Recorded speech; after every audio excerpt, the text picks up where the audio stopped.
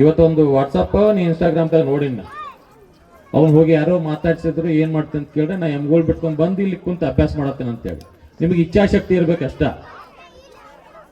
ಯಾಕಂದ್ರೆ ಕನ್ನಡ ಶಾಲೆ ಅಥವಾ ಸರ್ಕಾರಿ ಶಾಲೆ ಹುಡುಗರು ಅಂತಂದ್ರೆ ಹಂಗ ಮನೆಯೊಳಗಿನ ಎಲ್ಲ ಕೆಲಸ ಮಾಡಿ ಬಂದನ ಸಾಲಿ ಕಲ್ತಂತವ್ರ ಇವತ್ತು ದೊಡ್ಡ ದೊಡ್ಡ ಹುದ್ದೆಯಲ್ಲಿ ನಮ್ಮ ದೇಶ ಒಳಗ ನಮ್ಮ ರಾಜ್ಯ ಒಳಗ ನಮ್ಮನ್ನು ಆಳುವಂಥವ್ರು ಮತ್ತು ವಿಜ್ಞಾನಿಗಳು ಬೇರೆ ಬೇರೆ ಎಲ್ಲ ಕ್ಷೇತ್ರಗಳಲ್ಲೂ ಕೂಡ ನಮ್ಮ ಸರ್ಕಾರಿ ಶಾಲೆಯಲ್ಲಿ ಕಲ್ತಂತ ಮಕ್ಕಳೇ ಇವತ್ತು ನಮ್ಗೆ ಮಾದರಿ ಅಂತೇಳಿ ಹೇಳಕ್ ಬಹಳ ಹೆಮ್ಮೆ ಆಗ್ತದೆ.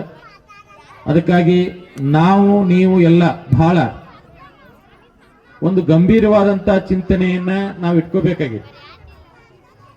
ಏನು ಮ್ಯಾಗ್ನೆಟ್ ಪಬ್ಲಿಕ್ ಶಾಲೆ, ಮ್ಯಾಗ್ನೆಟ್ ಶಾಲೆ ಅಂತೇಳಿ ಕರ್ನಾಟಕ ಸರ್ಕಾರ ಶಾಲೆಗಳನ್ನ ಪ್ರಾರಂಭ ಮಾಡಲಿಕ್ಕೆ 6,000 ಪಂಚಾಯತಿಗೆ ಒಂದಂತೇಳಿ ಶಾಲೆ ಪ್ರಾರಂಭ ಮಾಡಲಿಕ್ಕೆ ನಮ್ಮ ಹಳ್ಳಿಗಾಡಿನಲ್ಲಿರುವಂತ ಎಲ್ಲ ಶಾಲೆಗಳನ್ನ ಮುಚ್ಚುವಂತ ಒಂದು ವ್ಯವಸ್ಥಿತ ಸಂಚ ನಡೆದದ. ಸರ್ಕಾರ ತೀರ್ಮಾನ ಹೆಂಗ್ ಆಕತ್ತ ನೋಡೋಣ. ಆದ್ರೆ ನಮ್ಮೂರ ಶಾಲೆ ಮುಚ್ಚಿತು ಅಂತಂತಂದ್ರೆ ನಮ್ಮೂರಾಗ ಗಾಂಧಿ ಜಯಂತಿ ಇರೋದಿಲ್ಲ, ಸ್ವಾತಂತ್ರ್ಯ ದಿನಾಚರಣೆ ಇರುವುದಿಲ್ಲ, ಗಣರಾಜ್ಯೋತ್ಸವ ದಿನಾಚರಣೆ ಇರುವುದಿಲ್ಲ.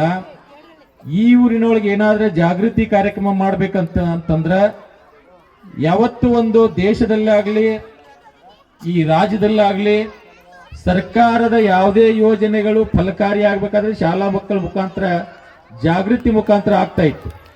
ಆ ಜಾಗೃತಿ ನಾವು ಕಳ್ಕೋತೀವಿ. ಏನು ಗ್ರಾಮೀಣ ಭಾರತ ಅಂತ ಹೇಳ್ತೀವಿ, ನಮ್ಮ ಶಾಲೆಗಳು ಬಂದಾಯ್ತು ಅಂತಂದ್ರೆ ಅದನ್ನ ನಾವೆಲ್ಲರೂ ಕಳ್ಕೋಬೇಕಾದಂತ ಪರಿಸ್ಥಿತಿ ಮುಂದಿನ ದಿನಮಾನಗಳಲ್ಲಿ ಬರ್ತದ. ಅದಕ್ಕಾಗಿ ಮೊನ್ನೆ ಕೂಡ ಒಂದು ಏನು ಬಜೆಟ್ ಅಧಿವೇಶನ ಕೇಂದ್ರದಲ್ಲಿ ನಡೀತಾ ಇತ್ತು, ಒಂದು ಪತ್ರಿಕೆಯಲ್ಲೇ ಬಂದಿರೋದು. ದೇಶದೊಳಗ 93,000 ಸರ್ಕಾರಿ ಶಾಲೆಗಳನ್ನ ಬಂದ್ ಮಾಡಿ, ಒಟ್ಟ ದೇಶ ಒಳಗ 93,000 ಸರ್ಕಾರಿ ಶಾಲೆಗಳನ್ನ ಬಂದ್ ಮಾಡಿದ್ದಾರೆ. ಈಗ ಇಲ್ಲಿ ರಾಜ್ಯ ಒಳಗೂ ಒಂದು ಯೋಜನೆ ಚಾಲೂ ಐತಿ. ಏನು ಶಕ್ತಿ ಯೋಜನೆ ಗೊತ್ತೈತ್ರಿ ಎಲ್ಲರಿಗೆ? ಹೆಣ್ಮಕ್ಳಿಗೆ ಶಕ್ತಿ ಯೋಜನೆ ಗೊತ್ತದ? ಬಸ್ ಫ್ರೀ ಅದಾವ ಗೊತ್ತದಲ್ರಿ? ಬಸ್ ಫ್ರೀ ಅದಾವು. ಅದು ನಮ್ಮ ತಾಯಿಯಂದರಿಗೆ, ನಮ್ಮ ಅಕ್ಕಂದರಿಗೆ, ನಮ್ಮ ತಂಗಿಯರಿಗೆ ಯಾರಿಗಾದ್ರೆ ವ್ಯಕ್ತಿಗತವಾಗಿ ಅನುಕೂಲ ಆಗಿರ್ಬೋದು, ನನ್ನ ಹೆಂಡತಿಗೂ ಅನುಕೂಲ ಆಗಿರ್ಬೋದು. ಆದ್ರೆ ನನ್ನ ಮಕ್ಕಳನ್ನ ಕಾಲೇಜ್ಗೋ ಸಾಲಿಗೆ ಹೋಗ್ತಾರಲ್ಲ ಅವ್ರಿಗೆ ಅನುಕೂಲ ಆಗಿಲ್ಲ, ಅವ್ರಿಗೆ ಅನುಕೂಲ ಆಗಿಲ್ಲ. ಶಕ್ತಿ ಯೋಜನೆ ಮಾಡಿದಾರು, ಆದ್ರೆ ಬಸ್ಗಳನ್ನು ಕಡಿಮೆ ಮಾಡಿದಾರು. ನಮ್ಮ ಮಕ್ಕಳ ಬಹುಶಃ ಯಾರ್ಯಾರು ಸಾಲಿಗೆ ಹೋಗ್ತಾರೋ ಕಾಲೇಜ್ಗೆ ಹೋಗ್ತಾರೋ ಅವ್ರು ಬಹಳಷ್ಟು ಟೈಮು ಬರೀ ಬಸ್ಸಿಗೆ ಹೋಗಾಕ ಬರಾಕ ಅಲ್ಲಿ ಬಸ್ ಸ್ಟ್ಯಾಂಡ್ದಾಗ ಕಾಯಕಾಗಕತೈತಿ. ಇದನ್ನ ನಾವೆಲ್ಲರೂ ಗಂಭೀರವಾಗಿ ಚಿಂತನೆ ಮಾಡ್ಬೇಕು. ಯಾಕಂತಂದ್ರೆ ಯಾವುದೋ ಒಂದು ಯೋಜನೆ ಅದು ವ್ಯಕ್ತಿಗತವಾಗಿ ನಿಮಗೆ ಲಾಭ ಆಗೈತಿ, ಹೆಣ್ಮಕ್ಳಿಗೆಲ್ಲರಿಗೂ ಲಾಭ ಆಗೈತಿ, ಮತ್ತೆ ನೀ ಯಾಕೆ ಹೇಳತ್ತಪ್ಪ ಅಂತ ನಾನು ಕೇಳ್ಬಾರ್ದು. ಆದ್ರೆ ನಮ್ಮ ಮಕ್ಕಳಿಗೆ ಅದು ಲಾಭ ಆಗ್ತಾ ಇಲ್ಲ. ನಮ್ಮ ಮಕ್ಕಳಿಗೆ ಸಾಲಿಗೆ ಹೋಗಾಕ ಬರಾಕ ಬಹಳಷ್ಟು ಅನಾನುಕೂಲಗಳಾಗತೈತಿ, ಟೈಮ್ ಹೋಗಾಕತೈತಿ, ನಿಮ್ದು ಟೈಮ್ ಹೋಗಾಕತೈತಿ ಅದ್ರಾಗ. ಆದ್ರೆ ಅದನ್ನ ಯಾರು ನಾವು ವಿಚಾರ ಮಾಡ್ತಾ ಇಲ್ಲ. ಯಾಕಂದ್ರೆ ಸರ್ಕಾರದಿಂದ ಸೌಲಭ್ಯ ಸಿಗತೈತಿ ಅಂದ್ರೆ ಸಿಗ್ಲಿ, ಬೇಡ ಅನ್ನೋದಿಲ್ಲ. ಅದೇ ರೀತಿ ಒಂದು ಶಿಕ್ಷಣದಲ್ಲಿ ಆಯ್ತು, ಸರ್ಕಾರಿ ಶಾಲೆಗಳನ್ನು ಬಂದ್ ಮಾಡಿದ್ದಾಯ್ತು. ಆಮೇಲೆ ಸಾರಿಗೆ ವ್ಯವಸ್ಥೆ ನಾವೇನೀಗ ಹೇಳಿದ್ರು, ಬಸ್ಗಳನ್ನು ಕಡಿಮೆ ಮಾಡಿದ್ದಾಯ್ತು. ನಿನ್ನೆ ಮತ್ತು ಇವತ್ತು ಒಂದು ಪತ್ರಿಕೆ ಒಳಗೆ ಓದಿನಿ ನಾನು, ಸರ್ಕಾರಿ ದವಾಖಾನೆ ಒಳಗ ಆಸ್ಪತ್ರೆ ಒಳಗ ಔಷಧಗಳೇ ಇಲ್ಲ ಸರ್ಕಾರಿ ಹಾಸ್ಪಿಟಲ್ ಒಳಗೆ. ಅಂದ್ರೆ ನಮ್ಮನ್ನ ಆಳುವಂತ ಜನಪ್ರತಿನಿಧಿಗಳು ನಮ್ಮನ್ನ ಏನ್ ಮಾಡಕತ್ತಾರ? ಸರ್ಕಾರಿ ಶಾಲೆ, ಸರ್ಕಾರಿ ಟ್ರಾನ್ಸ್ಪೋರ್ಟ್ ಅಂದ್ರೆ ಸಾರಿಗೆ ವ್ಯವಸ್ಥೆ ಅಂದ್ರೆ ಸರ್ಕಾರಿ ಬಸ್ಗಳು, ಆಮೇಲೆ ಸರ್ಕಾರಿ ಹಾಸ್ಪಿಟಲ್, ಇವು ಮೂರು ಬಂದಾದವು ಅಂತಂದ್ರೆ ಬಡವರ ಪರಿಸ್ಥಿತಿ ಮತ್ತಷ್ಟು ಗಂಭೀರ ಆಗೋದ್ರಲ್ಲಿ ಯಾವುದೇ ಸಂದೇಹ ಇಲ್ಲ. ನಾವೆಲ್ಲರೂ ಜನಪ್ರತಿನಿಧಿಗಳನ್ನ ಆಯ್ಕೆ ಮಾಡುವಾಗ ಮತ್ತು ಅವ್ರನ್ನ ಪ್ರಶ್ನೆ ಮಾಡಬೇಕು. ಪ್ರಜಾಪ್ರಭುತ್ವದಲ್ಲಿ ನಮಗೆ ಪ್ರಶ್ನೆ ಮಾಡೋ ಅಧಿಕಾರವನ್ನ ಕೊಟ್ಟೈತೆ ಸಂವಿಧಾನ. ಆ ಸಂವಿಧಾನ ಪ್ರಕಾರ ನಾವು ಪ್ರಶ್ನೆ ಮಾಡಿದ್ರೆ ಮಾತ್ರ ನಮ್ಗೆ ಏನು ಬೇಕು ಸೌಲಭ್ಯ ಸಿಗ್ತಾವ.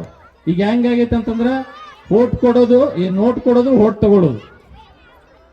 ನೀನ್ ಹಂಗ ಹಾಕಿದೇನು ಓಟ್ ನಮಗಂತ ಹೇಳ್ತಾರೆ. ಅದಕ್ಕೆ ಬಾಬಾ ಸಾಹೇಬ್ ಅಂಬೇಡ್ಕರ್ ಅವರು ಒಂದು ಮಾತನ್ನು ಹೇಳ್ತಾರೆ,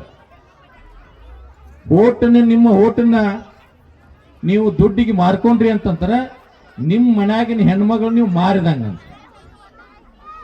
ನಿಮ್ಮ ಮನ್ಯಾಗಿನ ಹೆಣ್ಮಗಳನ್ನ ಅಥವಾ ನಿಮ್ಮ ಮಕ್ಕಳನ್ನ ಅವ್ರಿಗೆ ಮಾರಿದಂಗ ಅಂತೇಳಿ ಅರ್ಥ ಮಾಡ್ಕೊಂಡ್ಬಿಡ್ರಿ ಯಾವ ರೀತಿ ಅಂತೇಳಿ. ಅದಕ್ಕಾಗಿ ಬಹಳ ಗಂಭೀರವಾಗಿ ನಾವೆಲ್ಲರೂ ಪಾಲಕರು ಮಕ್ಕಳು ಎಲ್ಲರೂ ಕೂಡಿ ಬಹಳ ಚಿಂತನೆಯನ್ನು ಮಾಡಬೇಕಾಗಿತ್ತು. ನಮ್ಮದೊಂದು ಕನಸಿತ್ತು, ಏನಪ್ಪಾ ಅಂತಂದ್ರೆ ಈ ಊರಿನ ಮಕ್ಕಳು ಯಾರೊಬ್ರು IAS ಆಗಬೇಕು, IPS ಆಗಬೇಕು, KS ಆಗಬೇಕು, ಯಾರು ಬೇಕಾದರೂ ಆಗಲಿ ಆಗಬೇಕನ್ನೋ ನಿಟ್ಟಿನಲ್ಲಿ ನಮ್ಮ ಪ್ರಯತ್ನ ನಡೀತು. ಆವಾಗಲೇ ಇಲ್ಲಿ LKG UKG ಸ್ಟಾರ್ಟ್ ಮಾಡಿದ್ದು ಸಂತೋಷ್ ಮಠದವರು, ನಾವು ಎಲ್ಲ ಸೇರಿ ಬಹಳಷ್ಟು ಮಾಡಿದೀವಿ. ಇಲ್ಲಿ ಶೌಚಾಲಯ ವ್ಯವಸ್ಥೆ ಆಗಿರ್ಬೋದು, ಅಲ್ಲಿ 2 ರೂಮ್ ಕೋಣೆ ಆಗಿರ್ಬೋದು, ನಮ್ಮ ಇತಿಮಿತಿ ಒಳಗೆ ಎಷ್ಟು ಬೇಕೋ ಅಷ್ಟು ಮಾಡಿದೀವಿ. ನಂತರ ನಾವು ನಮ್ಮ ಕೆಲಸಗಳಲ್ಲಿ ನಿರತರಾದಾಗ ಈ ಕಡೆ ಗಮನ ಕೊಡಕ್ ಆಗ್ತಾ ಇಲ್ಲ. ಆದ್ರೆ ನೀವು ಯಾವಾಗ ಕರಿತೀರಿ ಅವಾಗ ನಾವು ಬರ್ತೀವಿ.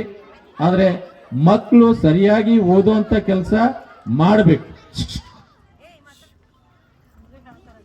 ನಿಮಗ ಹೇಳೋದು ಈಗ ಏನಾಗ್ಬಿಟ್ಟೈತೆ ಅಂತಂದ್ರೆ, ಆಗಲೇ ಹೇಳಿದರು, ಗುರುರ್ ಬ್ರಹ್ಮ ಗುರು ವಿಷ್ಣು ಗುರುರ್ ದೇವೋ ಮಹೇಶ್ವರ ಗುರು ಸಾಕ್ಷಾತ್ ಪರಬ್ರಹ್ಮ ನಮಃ ತಸ್ಮೈ ಶ್ರೀ ನಮಃ.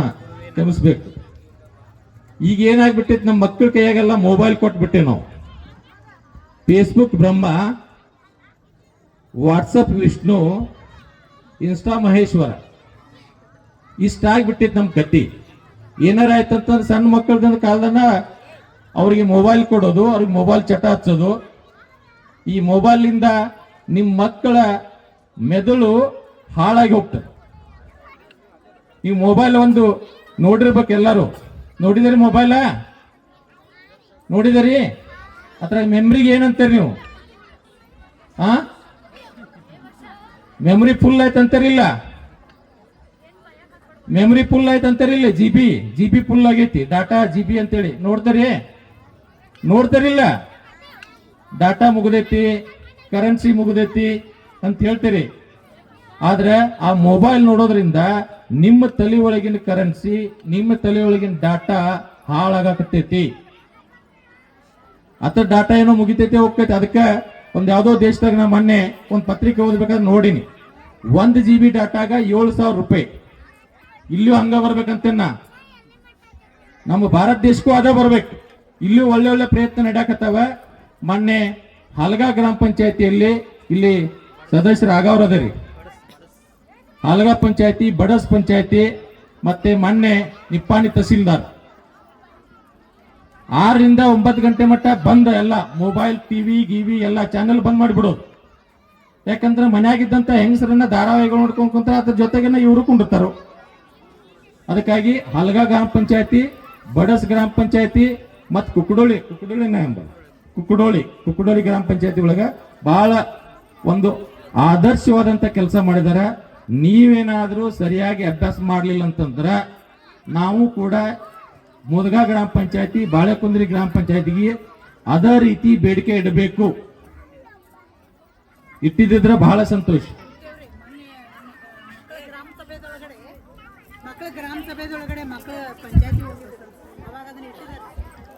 ಧನ್ಯವಾದ. ಇಟ್ರೆ ನಾವು ಅದನ್ನ ಸ್ವಾಗತ ಮಾಡೋಣ. ಒಳ್ಳೆ ವಿಚಾರ. ಯಾಕಂತಂದ್ರೆ ನಮ್ಮ ಮಕ್ಕಳ ಭವಿಷ್ಯನ ನಾವೇ ನಮ್ಮ ಕೈಯಾರೆ ಹಾಳು ಮಾಡುವಂತ ಪರಿಸ್ಥಿತಿ ಬಂದೈತಿ. ಮೊನ್ನೆ ನಿಪ್ಪಾಣಿ ತಹಸೀಲ್ದಾರ್ ಕೂಡ ಯಾರ್ಯಾರು SSLC ಮಕ್ಕಳದಾರ ಅವ್ರ ಮನೆಗೆ ಹೋಗಿ ಭೇಟಿ ಆಗೋದು.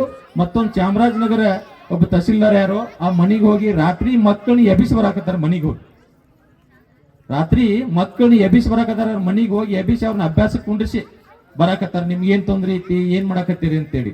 ಅಂತ ವಾತಾವರಣ ನಿರ್ಮಾಣ ಮಾಡ್ಕೋಬಾರದು. ನಮ್ಮ ಮನ್ಯಾಗ ನಾವ ತಂದೆ ತಾಯಿಗಳು ನಮ್ಮ ಮಕ್ಕಳಿಗೆ ಬುದ್ಧಿ ಹೇಳುವಂತ ಕೆಲಸ ಮಾಡ್ಬೇಕು. ಅವ್ರಿಗೆ ಬುದ್ಧಿ ಹೇಳೋದು ನಾವು ಒಬ್ನಾದನ ಅಂತೇಳಿ ಬಿಟ್ರೆ ಅಂತಂದ್ರೆ ನಮ್ಮ ಮುದ್ದು ಮಗ ಮುದ್ದು ಮಗಳು ಅಂತೇಳಿ ಬಿಟ್ರೆ 7ನೇ 8ನೇ ಮುಂದೆ ಅವ್ರು ನಮ್ಮ ಕೈಗೆ ಹತ್ತೋದಿಲ್ಲ. ನೀವೇನೈತಿ ಅದನ್ನ 5ನೇ 6ನೇ ಒಳಗ ಅವ್ರನ್ನ ಪರಿಪೂರ್ಣ ವಿದ್ಯಾರ್ಥಿಯನ್ನಾಗಿ ಮಾಡ್ಬೇಕು. ಪರಿಪೂರ್ಣ ಮನಿಗೆ ಮಗ ಅಂತೇಳಿ ಮಾಡ್ಬೇಕು. ಪರಿಪೂರ್ಣವಾದಂತ ಜವಾಬ್ದಾರಿ ಅವ್ರಿಗೆ ಬರೋ ರೀತಿಯಲ್ಲಿ ನಾವು ಅವ್ರಿಗೆ ತಿಳಿಸ್ಕೊಟ್ರೆ ಬಹಳಷ್ಟು ಆದರ್ಶ ವಿದ್ಯಾರ್ಥಿಗಳು, ಒಬ್ಬ ಆದರ್ಶ ಮಗ, ಒಬ್ಬ ಊರಿನ ನಾಗರಿಕ ಆಗಿ ಬೆಳೆಯೋದಕ್ಕೆ ನಮ್ಮ ಶಾಲೆಗಳು ಪೂರಕವಾಗಿರ್ತವೆ, ನಮ್ಮ ಮನೆಗಳು ಅದೇ ರೀತಿ ಪೂರಕವಾಗಿರಬೇಕು. ಆ ನಿಟ್ಟಿನಲ್ಲಿ ನೀವು ನಾವು ಕೂಡಿ ಎಲ್ಲ ಕೆಲಸ ಮಾಡೋಣ. ಬಹಳಷ್ಟು ಹುಡುಗರು ಎಲ್ಲ ತಯಾರಾಗಿ ಕುಂತಾರೆ, ಅವರ ಸಂತೋಷಕ್ಕೆ ನಾವೇನು ಅಡ್ಡಿ ಬರೋದು ಬೇಡ. ಆ ನಿಟ್ಟಿನಲ್ಲಿ ಊರಿನ ಜನರು ಎಲ್ಲ ಕೂಡಿ ನಾವೇನು ಆಗಕತ್ತೈತೆ ಅಂತಂದ್ರೆ ಬರೀ ಆಗಸ್ಟ್ 15, ಜನವರಿ 26 ರಾಜ್ಯೋತ್ಸವ ಅಥವಾ ಏನಾರ ಇಂಥ ಸ್ನೇಹ ಸಮ್ಮೇಳನ ಇದ್ದಾಗಷ್ಟ ಕೂಡೋದಾಗತೈತಿ. ಈ ಚಿಂತನೆ ನಮ್ಮ ಮನೆಗಳಲ್ಲಿ ಬಂದು ಯಾರ್ಯಾರು ಸಾಲಿಗೆ ಹೋಗೋದಿಲ್ಲ, ಯಾರ್ಯಾರ ಅಡ್ಡಾಡಕತ್ತಾರ, ಯಾರ್ಯಾರು ಕೆಟ್ಟ ಚಟಗಳನ್ನು ಮಾಡಕತ್ತಾರ, ಅವ್ರನ್ನೆಲ್ಲ ಸೇರಿಸಿ ಅವ್ರನ್ನೆಲ್ಲ ಅವರಿಗೆ ಬುದ್ಧಿ ಕಲಿಸುವಂತ ಕೆಲಸ ಆದ್ರೆ ನಮ್ಮ ಊರಾಗ ಮೊನ್ನೆ ಕಳ್ತನ ಆಗಿದಾವ. ಇಂಥ ಯಾವ್ದಾರ ಚಟಕ್ ಬಿದ್ದನ ಕಳ್ತನ ಆಗಕತ್ತಾವ. ಇದು ಹೆಂಗಸರು ಭಾಳ ಜಾಕಿರ್ಬೇಕು. ಹಿಂಗೆ ಜಕ್ಕೊಂದ್ರೆ 1 ಲಕ್ಷ ರೂಪಾಯಿ ಕೈಯಾಗ, ಒಂದು ಚೈನಾ ಜಕ್ಕೊಂದ್ರೆ ಹುಡುಗರ ಕೈಯಾಗ 1 ಲಕ್ಷ ರೂಪಾಯಿ ಬಂತು ಅಂತೇಳಿ ಅರ್ಥ. ಅದಕ್ಕಾಗಿ ಆ ರೀತಿ ಮತ್ತು 50 ರೂಪಾಯಿಗೆ ಕೊಲೆ ಆಗುವಂತ ಪರಿಸ್ಥಿತಿ ಉತ್ತರ ಭಾರತದಾಗ ಆಗಾಕತ್ತಾವು. 50 ರೂಪಾಯಿಗೆ ಒಂದೊಂದು ಕೊಲೆ ಮಾಡಕತ್ತಾವ. ಬಹಳ ಜಾಗೃತಿಯಿಂದ ನಾವು ಸಮಾಜವನ್ನು ಕಟ್ಟಬೇಕು. ಬಹಳ ಜಾಗೃತಿಯಿಂದ ನಮ್ಮ ಮಕ್ಕಳ ಭವಿಷ್ಯವನ್ನ ರೂಪಿಸಬೇಕಾದಂತ ಒಂದು ದೊಡ್ಡ ಜವಾಬ್ದಾರಿ ತಂದೆ ತಾಯಿಗಳ ಮೇಲೆ, ಪಾಲಕರ ಮೇಲೆ, ನಮ್ಮ ಎಲ್ಲ ಸಮಾಜದ ಮೇಲೆ ಐತಿ. ಅದಕ್ಕಾಗಿ ತಾವೆಲ್ಲರೂ ಕೂಡ ಇವತ್ತು ಮಾಡಿದ್ರಿ. ನೀವೇನು LKG 7 ವರ್ಷ ಅಂತೇಳಿ ಹೇಳಿದ್ರು, 1ನೇದಿಂದ 7ನೇವರೆಗೆ. ಆದ್ರೆ ನೀವು ಇಲ್ಲಿ ಬಹುಶಃ ಒಬ್ಬೊಬ್ರು 10 ವರ್ಷ ಕಲಿಯಾಕತ್ತೀರಿ. ನರ್ಸರಿ, LKG, UKG ಹಿಡ್ಕೊಂಡು 7ನೇ ತರಗತಿ ಅಂತಂದ್ರೆ ನಿಮ್ಮ ಅಮೂಲ್ಯವಾದ 10 ವರ್ಷಗಳನ್ನ ಈ ಶಾಲೆಯಲ್ಲಿ ಕಲಿಯಾಕತ್ತೀರಿ. ಈ ಶಾಲೆಗೆ ಇದೇ ರೀತಿ ನಿಮ್ಮ ಅಮೂಲ್ಯವಾದ ಮುಂದೆ ದೊಡ್ಡವರಾದ್ರೂ ಕೂಡ ಕೊಡುಗೆ ಇರಬೇಕು. ನಮ್ಮ ಶಾಲೆಗಳನ್ನ ಉಳಿಸಿ ಬೆಳೆಸುವಂತ ಕೆಲಸ ಮಾಡೋಣ. ಯಾರ್ಯಾರು ನೀವು ಶಿಕ್ಷಣದಲ್ಲಿ ನಿಮ್ಗೆ ಏನಾದ್ರೂ ತೊಂದರೆಗಳು ಬಂದ್ರೆ ನಾವು ಬೆಳಗಾವಿ ಜಿಲ್ಲೆಯಲ್ಲಿ ಯಾವತ್ತೂ ಶಿಕ್ಷಣದ ಸಲುವಾಗಿ ನಿಮ್ ಜೊತೆ ಇರ್ತೀವಿ. ನಿಮ್ಗೆ ಯಾವ್ದಾದ್ರು ಕಾಲೇಜ್ಗೆ ಅಡ್ಮಿಷನ್ ಆದ್ರೆ ನೀವು ಮಾರ್ಕ್ಸ್ ತಗೊಂಡಿರ್ಬೇಕು. ಕಾಲೇಜ್ಗೆ ಅಡ್ಮಿಷನ್ ಆಗಲಿ, ಹಾಸ್ಟೆಲ್ ಅಡ್ಮಿಷನ್ ಆಗಲಿ, ಅಥವಾ ಎಲ್ಲೋ ಏನೋ ತೊಂದರೆ ಆದ್ರೆ ದಯವಿಟ್ಟು ನಮ್ಮನ್ನ ನೆನೆಸ್ಕೋರಿ. ಬರೀ ಇಲ್ಲೇ ಹೊನ್ನಾಳ ಪುಸ್ತಕ ಅಲ್ಲ, ನಾವು ಎಲ್ಲಿ ಹೋದ್ರೂ ನಿಮ್ಮ ಶಿಕ್ಷಣದ ಸಲುವಾಗಿ ನಾವು ಯಾವತ್ತೂ ಜೊತೆಯಾಗಿರ್ತೀವಿ. ಆ ಸದ್ಬಳಕೆಯನ್ನ ಮಾಡ್ಕೊಳ್ಳುವಂತ ಒಂದು ಕೆಲಸ ತಮ್ಮಿಂದಾಗ್ಲಿ. ಇಲ್ಲಿಂದ ಕಲಿತು ಹೋದಂತ ಮಕ್ಕಳು ನಮ್ಮ ಊರಿಗೆ, ನಮ್ಮ ಶಾಲೆಗೆ, ಕಲಿಸಿದಂತ ಗುರುಗಳಿಗೆ ಒಳ್ಳೆ ಹೆಸರು ತಂದು ಕೊಡುವಂತ ಕೆಲಸ ನಿಮ್ಮ ಕಡೆಯಿಂದ ಆಗ್ಲಿ. ಹೋಗ್ತಿರ್ತಕ್ಕಂಥ ಎಲ್ಲ ವಿದ್ಯಾರ್ಥಿಗಳಿಗೆ ನಿಮ್ಮ ಶೈಕ್ಷಣಿಕ ಜೀವನ ಉತ್ತಮವಾಗಿರ್ಲಿ, ಅತ್ಯುತ್ತಮವಾಗಿರ್ಲಿ, ಗುಣಮಟ್ಟದಾಗಿರ್ಲಿ, ಆದರ್ಶದಾಯವಾಗಿರ್ಲಿ ಅಂತೇಳಿ ಹೇಳ್ತಾ ನನ್ನ ಮಾತುಗಳನ್ನು ಮುಗಿಸ್ತೀನಿ. ನಮಸ್ಕಾರ.